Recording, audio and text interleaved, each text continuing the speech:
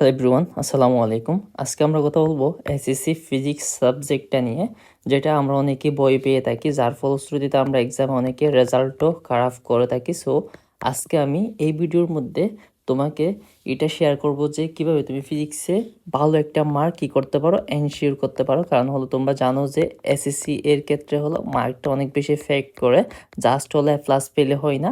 তুমি যদি ভালো মার্ক না পাও তাহলে তুমি আলটিমেটলি ভালো একটা কলেজে কি করতে পারবে না, চান্স পাবে না। সো এই জন্য আমাদের আসলে সবসময় ট্রাই করতে হবে ফুল মার্কটা এনশিওর করার। ফুল মার্ক না পেলে অ্যাটলিস্ট যাতে তুমি 90+ মার্ক গেইন করতে পারো। সো আমি সেসব বিষয় নিয়ে আজকের ভিডিওতে আলোচনা করব।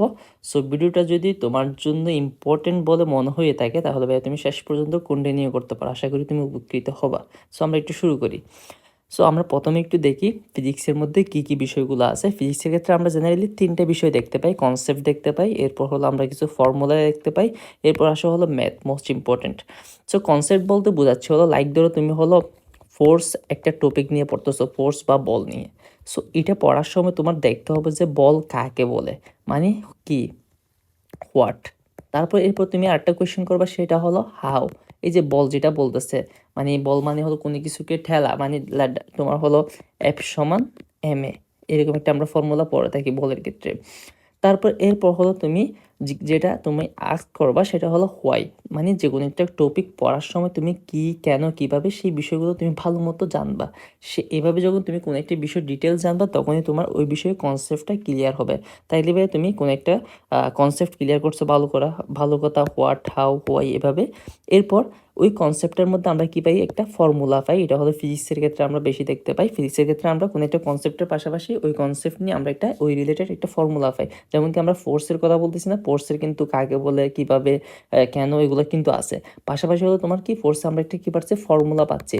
তো মোস্ট ইম্পর্টেন্টলি আমাদের এই ফর্মুলাটা মাথায় সেট করতে হবে, কারণ আমরা যদি ফর্মুলাটা মাথায় সেট না করি তাহলে আমরা এক্সাম হলে যে ম্যাথগুলো আছে ওগুলো তো ভালো করতে পারবো না। সো আমাদের এরপর দ্বিতীয় যেটা আছে ফর্মুলা ফর আসা হলো আমাদের ম্যাথ। তাইলে আমরা জেনারেলি এই তিনটা বিষয় দেখতে পাই ফিজিক্সের ক্ষেত্রে। সো ফিজিক্সে ভালো করার জন্য আমাদের এই তিনটা বিষয় ভালো মতো বুঝতে হবে। যদি আমরা এখান থেকে কোনো একটা বিষয় কম বুঝি, যদি তুমি কনসেপ্ট কম বুঝো, তাহলে তুমি পরীক্ষায় ফর্মুলাটা অ্যাপ্লাই করতে পারবে না। কারণ তুমি যদি ধরতেই না পারো এটা কোথাকার বিষয়টা, মানে বিষয়টা কোত্থেকে আসতেছে, তাহলে তুমি কখনো ম্যাথটা ভালো মতো সলভ করে আসতে পারবে না। আর যদি তুমি ফর্মুলা না পারো তাহলে তুমি কখনো ম্যাথটা আনসারেই করতে পারবে না। সো ওভারঅল ফিজিক্সের ক্ষেত্রে এই তিনটে বিষয় মোস্ট ইম্পর্টেন্ট। সো আশা করি আমি তোমাদেরকে বুঝাইতে পারছি। এরপর আমরা একটু যাই কোয়েশ্চন প্যাটার্নটা নিয়ে। সো এসএসসি ফিজিক্সের ক্ষেত্রে আমরা কী কী দেখতে পাই, এসএসসি ফিজিক্সের ক্ষেত্রে তোমাদের ক্ষেত্রে এখন তিনটা বিষয় দেখতে পাই। সেটা হলো তোমাদের আসা হলো প্রথমত হলো এমসিকিউ, এরপর আসা হলো আমাদের সিকিউ, এরপর আসা হলো এসকিউ। রাইট, আমরা জেনারেলি এই তিনটা বিষয় দেখতে পাই। আগেকার সময়ে এসকিউ বিষয়টা ছিল না, আমাদের সময়ে এসকিউ বিষয়টা ছিল না, এটা নতুনভাবে অ্যাড করা হয়েছে। সো এখন মোস্ট ইম্পর্টেন্টলি তোমাদের এই তিনটে বিষয় আছে। আর তোমাদের হলো 25 মার্ক তো প্র্যাকটিক্যাল। সো প্র্যাকটিক্যাল মার্কটা হলো আশা করি তোমাদেরকে স্যাররা ভালো মার্ক দিয়ে দিবে, 23 বা 24 এরকম একটা মার্ক দিয়ে দেবে যদি তুমি সব কিছু ঠিকঠাক মতো রাখো। আমাদের মেইন গেমটা খেলতে হয় হলো 75 যে মার্কটা আছে এটা নিয়ে। তো এখন আমরা 75টা কীভাবে এনশিওর করতে পারি। সো দেখো এমসিকিউর ক্ষেত্রে আমাদের এমসিকিউ আসা হলো কয়টা, 25টা। সো 25টার মধ্যে মিনিমাম তোমাদের সবসময় ট্রাই করতে হবে যে 20+ মার্ক এনশিওর করা, মানে যতটা পারো এমসিকিউ রাইট করে ট্রাই করবা সবসময়। এরপর হলো সিকিউর ক্ষেত্রে আমরা কত মার্ক পাই, সিকিউর ক্ষেত্রে তোমাদের মেবি 7টা সিকিউ করতে হয় 40 মার্কের, আগে আমাদের 5টা করতে হতো, এখন হলো 4টা 40 মার্কের। 40 মার্কের সবসময় তোমরা 35+ মার্ক এনশিওর করার ট্রাই করবা ফিজিক্সে। ভাইয়া তুমি যদি সব কিছু ঠিকঠাক মতো লিখে আসো তাহলে 35 হওয়াটা কোনো বিষয় না, কারণ হলো এখানে ম্যাথ রিলেটেড কোয়েশ্চেন আছে। সো ম্যাথ রিলেটেড কোয়েশ্চেনগুলোতে ফুল মার্ক পাওয়া একদম ইজি যদি সব কিছু ঠিকঠাক মতো করে লিখে আসতে পারো। এরপর এসকিউর ক্ষেত্রে আমাদের 10 মার্ক আছে। সো 10 মার্কের মধ্যে সবসময় ট্রাই করবা যে 8+ মার্ক এনশিওর করার। সো তুমি সবসময় লাইফে কী করবা, টার্গেটটা বড় রাখবা। টার্গেটটা সবসময় বড় রাখবা। টার্গেট যদি বড় রাখো, তুমি যদি 100-এর টার্গেট করো তাহলে তুমি 100 না পেলে অ্যাটলিস্ট তুমি 90+ মার্ক পাবা। ঠিক আছে, এখন তুমি যদি টার্গেটই করো যে ভাই আমি কোনো মতে 10-এ 80 পাবো, তাহলে তুমি 80 পাবা না, তুমি দেখবা যে 70 বা 75-এ কী করেছো, আটকাই গেছো। সেই জন্য টার্গেটটা বড় রাখবা। টার্গেটটা বড় রাখলে আশা করি তুমি এর কাছাকাছি যেতে পারবা। ঠিক আছে, আমি আশা করি তোমাদেরকে কোয়েশ্চেন প্যাটার্নটাও বুঝাইতে পারছি।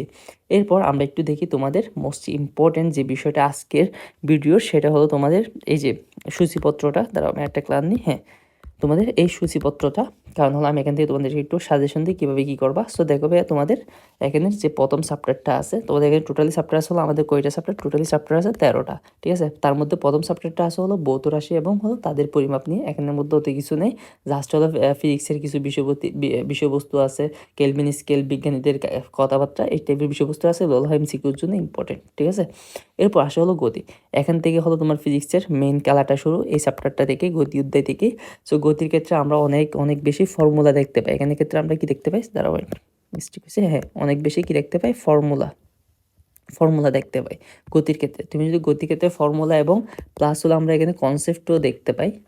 তুমি এখানে বিভিন্ন রিলেটেড ম্যাথ পাবা, মানে তুমি এখানে কি বলেছো, গতির ক্ষেত্রে এস সমান ইউটি প্লাস সাব এটি স্কোয়ার, এই টাইপের এস সমান বিটি, এই টাইপের, তারপরে ত্বরণ, বল, ত্বরণ, এইসবের অনেক কিছু ম্যাথ পাবা। তারপর ব্যাগের ম্যাথ পাবা। এরপর হলো তৃতীয় অধ্যায় যেটা আছে সেটা হলো বল, এটাও মোস্ট ইম্পর্টেন্ট।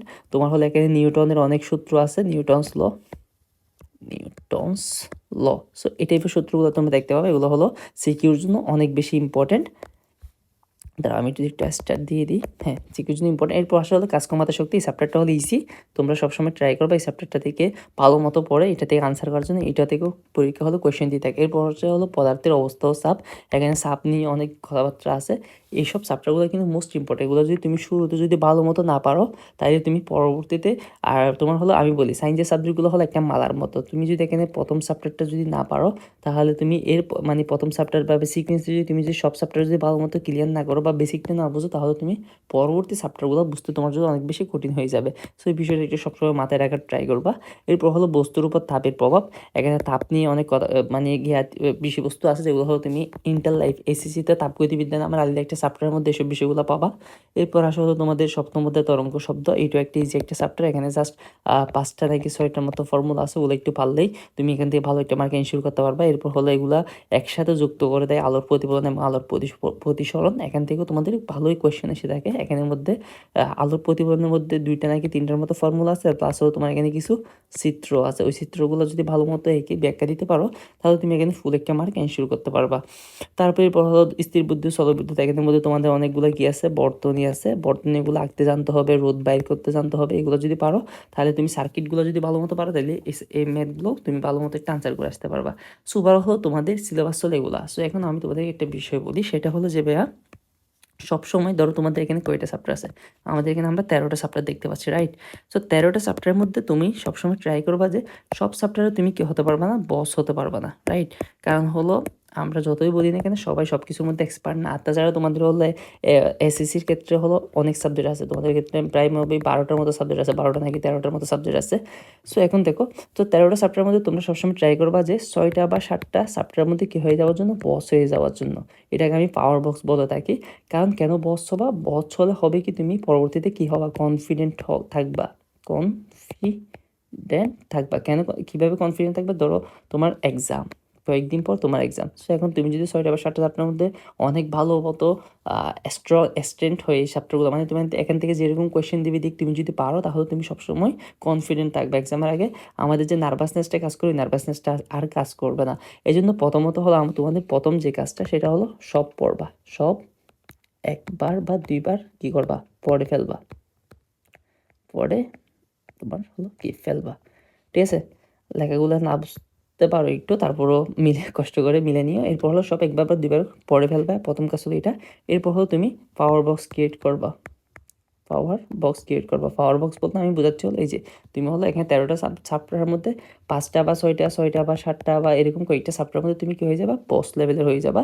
ওগুলো থেকে যেরকম কোয়েশ্চেন দিবি দিক, তুমি যাতে এক্সামে ভালো একটা মার্ক এনশিওর করে আসতে পারো। এর মধ্যে আমি যেগুলো স্টার্ট দিয়েছি, ওগুলো কিন্তু সবগুলো মোটামুটি ইম্পর্টেন্ট চ্যাপ্টার। সো অথবা তুমি একটু কোয়েশ্চেন ব্যাংকটা যদি অ্যানালাইসিস করো, তখন তুমি বুঝতে পারবা কোন চ্যাপ্টারগুলো থেকে বেশি বেশি কোয়েশ্চেন দিচ্ছে অ্যান্ড কোনগুলো ইম্পর্টেন্ট। সো এগুলো যদি ভালো মতো পারো, তাহলে তুমি আশা করি এক্সামে ভালো একটা মার্ক এনশিওর করতে পারবা।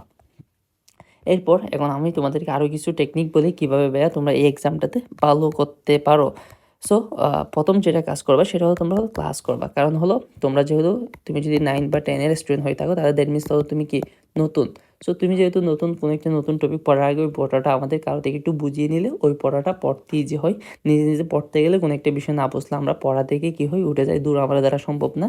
এরকম বিভিন্ন ধরনের নেগেটিভিটি নেগেটিভিটি জন্মাতে থাকে আমাদের মাথায়। সো এই জন্য সবসময় ট্রাই করবা যে প্রথমে কোনো একটা বেয়ার বা কোনো একটা মেন্টর বা কোনো একটা টিচার থেকে একটা ক্লাস করে নিতে বা ওই কনসেপ্টটা বুঝে নিতে। ফার্স্ট কাজ হলো এটা। দ্বিতীয় নম্বর যে কাজটা করবা সেটা হলো নোট টেকিং। কনসেপ্টটা পড়ার পর তুমি নিজের মতো করে কী করবা? নোট টেকিং করবা। কিসের মতো করে? নিজের মতো। কাউকে ফলো করার দরকার নেই। নিজের মতো করে বইয়ের সাথে মিলাইয়ে তুমি যে বিষয়গুলো বুঝছো ওগুলা নোট টেকিং করবা। নোট টেকিং রিলেটেড আমার একটা চ্যানেলে ভিডিও আছে, যদিও তুমি আমার চ্যানেলটা ভিজিট করতে পারো, ওখানের মধ্যে পাবা হয়তো বা। নোট টেকিংটা করবা। এরপর হলো কোয়েশ্চেন সলভ করবা। কোয়েশ্চেন সলভ করা মোস্ট ইম্পর্টেন্ট। তুমি ক্লাস করছো, নোট টেকিং করছো, ভালো কথা। এরপর কোয়েশ্চেন সলভ করে দেখতে হবে যে তুমি যে বিষয়গুলো বুঝছো সেগুলো কী করতেছো কিনা, পারতেছো কিনা। সো সেটা আমাদের দেখতে হবে। তুমি যদি কোয়েশ্চেন ব্যাংক সলভ করো তখন সেটা বুঝতে পারবা যে তুমি আসলে কতটুকু প্রিপেয়ার হইছো ওই চ্যাপ্টারটার উপর।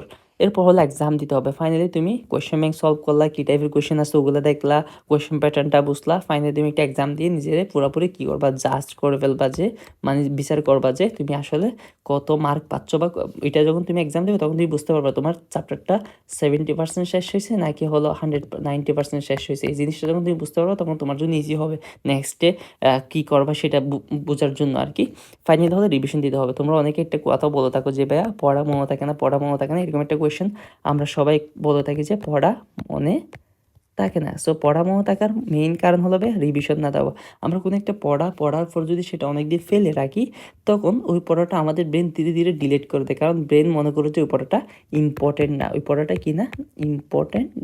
ইম্পর্টেন্ট না বলে ব্রেন সেটা ধীরে ধীরে আমাদের মাথা থেকে বের করে দেয়। যেহেতু সেটা আমাদের মাথা থেকে বের করে দেয়, পরবর্তীতে আমরা যখন দেখি লাগে পড়াটা আমাদের পুরোপুরি কী লাগে? নতুন লাগে। সো এই জন্য তোমাদের এই জিনিসটা অনেক বেশি অ্যাপ্লাই করতে হবে, মানে রিভিশনটা দিতে হবে। সো আমি এখানে যে 5টা স্টেপের কথা বললাম একটা নতুন চ্যাপ্টার বা নতুন টপিক পড়ার সময়, তুমি এই 5টা মেথড অ্যাপ্লাই করা ট্রাই করবা। তখনই তুমি ভালো মতো করে কোনো একটা কনসেপ্টের উপর বা ওই চ্যাপ্টারের উপর বস হতে পারবা ইনশাল্লাহ।